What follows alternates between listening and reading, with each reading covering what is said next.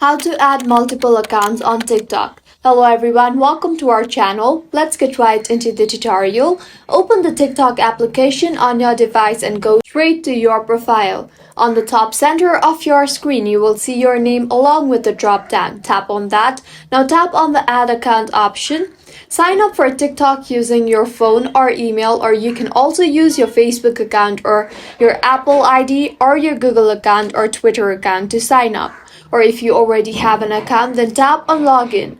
I will use my Apple ID here. You can see I just created a new account and it is all set to be used. In order to switch the account, tap on your name drop down again and then tap on your other account. You will easily be able to switch between accounts doing this. Also, you can add up to 5 accounts at once in your device and switch between them easily, similar to how we added a new account just now.